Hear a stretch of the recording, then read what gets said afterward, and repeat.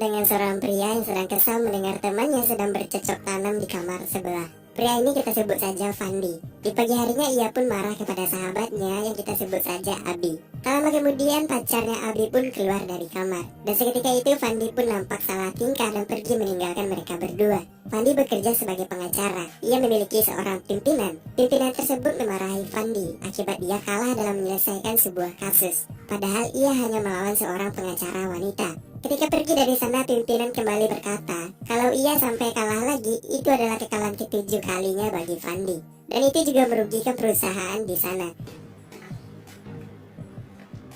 Ketika bekerja, Fandi dihampiri oleh seorang wanita dan mereka pun bercocok tanam di sana. Tapi itu hanya sebuah hayalan Fandi. Wanita ini hanya menyuruh Fandi untuk bertemu dengan seorang klien yang ingin meminta bantuan untuk mengurusi gugatan cerai klien wanita ini. Ketika berbicara, Fandi malah melihat gunung milik kliennya. Klien wanita yang menyadari hal tersebut langsung melayangkan tamparannya di wajah Fandi. Aduh, kasihan. Selesai bekerja, ia pun singgah ke sebuah bar untuk curhat ke sahabatnya. Di sana ia menceritakan semua kejadian yang ia alami. Ia terlalu cupu untuk berbicara dengan seorang wanita.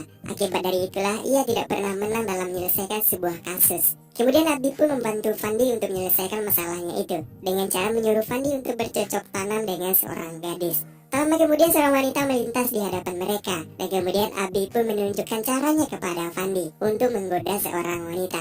Namun sialnya wanita tersebut menolak untuk diajak berbicara dengannya. Ia pun malu dan pergi ke tempat duduknya bersama Fandi.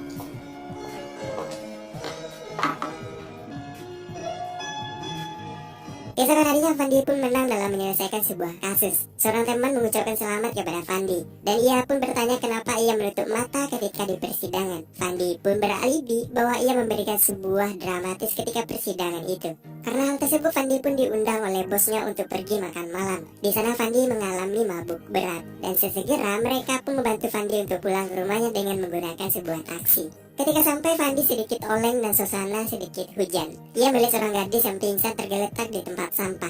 Gadis ini pernah mereka jumpai ketika Abi menggoda wanita ini di bar tempat mereka nongkrong waktu itu. Ia pun mencoba untuk menelpon temannya, namun sialnya handphonenya mati karena kebasahan. Lalu karena kasihan, Fandi pun membawa wanita tersebut ke apartemennya. Selesai membersihkan diri, Fandi pun mencoba untuk melihat kembali kondisi wanita tersebut. Namun alangkah terkejutnya, wanita tersebut tidak bernafas. Karena panik, Fandi pun mencoba untuk membawa wanita itu keluar dari apartemennya.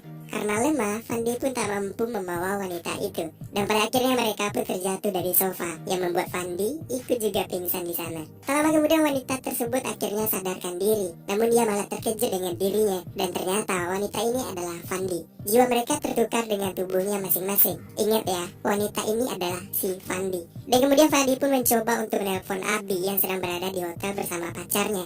Ia mengabarkan bahwa ada sesuatu yang aneh pada dirinya. Dan pada akhirnya Abi pun bergegas untuk pergi menemui Fandi. Ia pun kaget bahwa Fandi sudah tergeletak tak sadarkan diri. Dan ia juga heran kalau ada wanita di apartemennya. Abi menuduh wanita ini yang telah membuat Fandi tak sadarkan diri. Kemudian wanita jadi-jadian ini menjelaskan bahwa dirinya adalah Fandi atau sahabatnya. Karena tak percaya, Abi pun menyuruh wanita itu untuk keluar. Kemudian Fandi pun kembali mencoba untuk menceritakan kejadian tersebut dari awal. Dan juga menyebutkan rahasia-rahasia yang mungkin Abi bisa mempercayainya. Dan Abi pun percaya semua itu. Kemudian mereka pun mencari cara untuk memindahkan kembali jiwa mereka ke tubuh aslinya.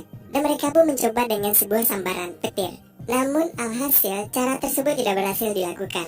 Di keesokan harinya Abi pun mengajak Fandi untuk pergi ke paranormal. Tapi sebelum ke sana Abi pun mengajak Fandi untuk membelikan sebuah pakaian wanita untuknya. Selesai dari sana mereka berdua pun melanjutkan pergi ke paranormal yang diceritakan Abi tersebut. Namun di sana Fandi merasa bahwa paranormal itu sedikit aneh. Dan Fandi pun mengajak Abi untuk pergi dari sana. Ketika pergi, paranormal itu berkata bahwa ada seorang pria yang terjebak di tubuh wanita ini. Dan mereka pun mau untuk melakukan sebuah ritual, yaitu dengan Abi harus bercocok tanam dengan Fandi. Ketika akan melakukan, Fandi malah memberontak. Ia merasa jijik untuk melakukannya. Dan pada akhirnya mereka pun pulang ke rumah. Di sana Fandi menceritakan secara detail kejadian yang dialami oleh Fandi.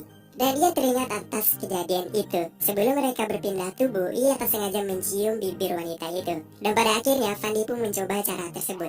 Ternyata cara tersebut berhasil dilakukan. Keesokan harinya, Fandi pun menyuruh temannya untuk menginvestigasi siapa wanita itu. Tak lama kemudian, karyawan wanita di sana mengajak Fandi untuk pergi keluar.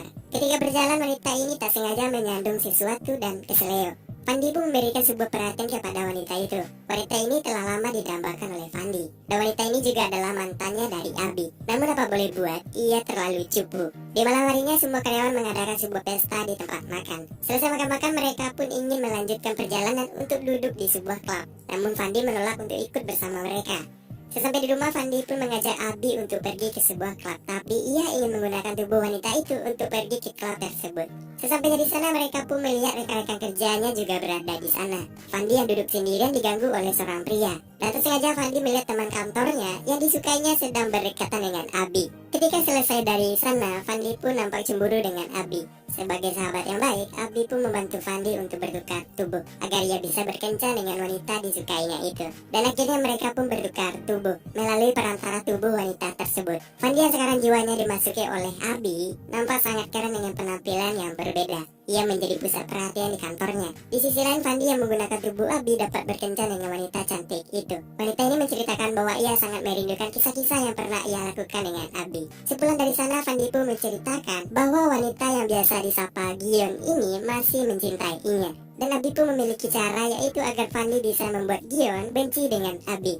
Keesokan harinya, Abi pun mendapatkan apresiasi dari rekan kerjanya dan termasuk bosnya sendiri.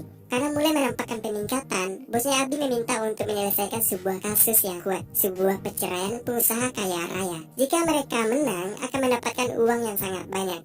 Tapi mereka harus mempunyai bukti yang sangat kuat agar bisa menang dalam sidang itu. Ketika Abi yang bekerja, ia didatangi oleh Gion. Di sana, ia berkata bahwa dirinya berkencan dengan Abi. Apakah Fandi marah jika dirinya pergi dengan Abi? Dengan santai ia menjawab, tidak masalah. Dengan muka yang murung, Gion pun pergi dari sana. Cewek emang membingungkan. Di sisi lain, Fandi pun mengajak Gion untuk pergi ke suatu tempat bersama dirinya. Kita persingkat saja, selesai dari jalan-jalan, mereka pun menginap di sebuah hotel. Ya, kalian pasti tahu lah ya mereka ngapain. Di paginya, Fandi mengatakan bahwa dirinya ingin menjauhi Gion dan meminta untuk tidak menghubunginya lagi. Mungkin ini adalah cara Fandi untuk menjauhkannya Abi dari Gion. Ketika pulang ke apartemen, Fandi menceritakan semua kejadiannya bersama Gion. Dan Abi pun meminta Fandi untuk diam saja di rumah, karena ia akan menyelesaikan sebuah kasus yang penting di kantornya. Kemudian hari, Abi pun membawa tubuh wanita ini untuk melancarkan aksinya mencari barang bukti. Dan Abi pun bertukar tubuh. Ia berpura-pura menjadi wanita dan menggoda pria di sana untuk mengambil barang bukti. Selesai dari sana, ia pun tidak melihat tubuhnya yang ia taruh di dalam mobil. Dan ternyata tubuhnya sudah dibawa ke kantor polisi oleh petugas hotel di sana.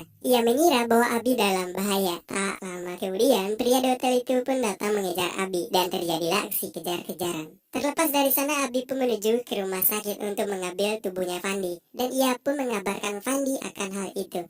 Di sana mereka pun bekerja sama untuk mengambil tubuhnya. Abi pun memiliki cara, yaitu menggoda petugas di sana agar ia bisa dengan lancar mengambil tubuhnya Fandi. Dan mereka pun berhasil mengambil tubuhnya dengan Fandi yang bertukar tubuh. Sesampainya di apartemen, mereka pun memperdebatkan semua kejadian ini dan juga wanita itu. Ketika bercerita, Fandi mengingat Gion untuk pergi mengungkapkan perasaannya. Di sana ia menceritakan bahwa ia menyukai Gion sudah hampir 10 tahun ke belakang. Namun Gion menolak untuk menerima cintanya Fandi. Fandi pun menceritakan semuanya bahwa ketika ia bermantap-mantapan dengan Abi, sebenarnya itu adalah dirinya yang bertukar tubuh. Karena terlalu cupu mengatakan hal yang tidak penting, Gion merasa sangat kecewa dengan apa yang dikatakan dan juga diperlakukan Fandi kepada dirinya. Di adegan terakhir, Fandi pun mengantarkan tubuh wanita itu ke suatu tempat dan meninggalkannya sendirian di sana. Tak lama kemudian seorang nenek datang menghampiri wanita itu. Ketika membangunkan wanita itu, mereka berdua terjatuh dan hasil si nenek juga ikut bertukar tubuh. Si nenek merasa sangat senang bahwa dirinya kembali muda dan film pun habis.